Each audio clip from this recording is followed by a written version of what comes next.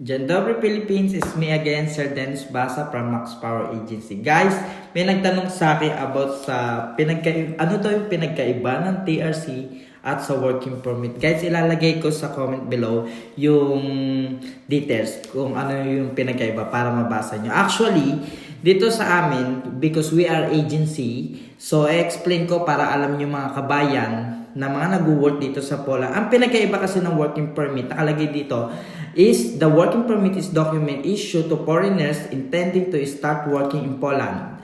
This document is not a basis for crossing the borders of Poland or other EU members countries. To receive it, the future employer must apply for issuing such permit to the migration office. So guys, ayan yung kung bakit ginagawan namin kayo ng working permit dito sa Poland para po maging legal na nag-work kayo dito sa Poland. Hindi nyo po magagamit ang mga working permit na yan kung lalabas po kayo ng other countries ng Europe. Dito lang yan sa Poland. Ang working permit po is dito lang sa Poland. Uulitin ko po, para mag-work po kayo ng legal dito sa Poland. Ano naman po ang pinagkaiba ng TRC? Guys, ang pinagkaiba naman ng TRC natin is nakalagay dito the temporary residence and work permit, or in other words, temporary resident permit based on work. Yan yung tinatawag ng TRC.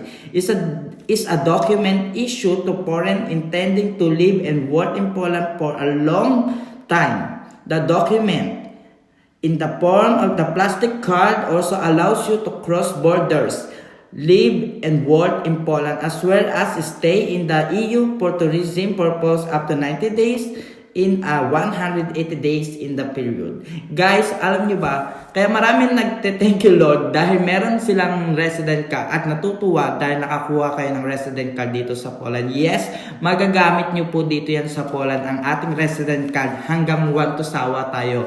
Nire-renew paulit-ulit na magkaroon tayo ng resident card. Pero guys, ang kagandahan niya, magagamit nyo yan kahit sa part ng EU at pwede kayo mamasyal doon sa EU at pwede rin kayo mag-apply ng trabaho sa EU kung sila is nag-hire ng mga Pilipino o na Asia doon gamit ang ating resident card. Pero yun yung pinagkaiba niyan. Ang working permit dito yan sa Poland para maging work legal kayo, at ang TRC is dito rin yan sa Poland para maging legal stay kayo sa Poland at dito sa Europe, sa buong parte ng Europe. So guys, alam niyo yan, please read the comment para alam nyo po guys yung mga gagawin ninyo at hindi na kayo palagi nagtatanong. So, payong kaibigan lang po, si Sir Dennis po ito.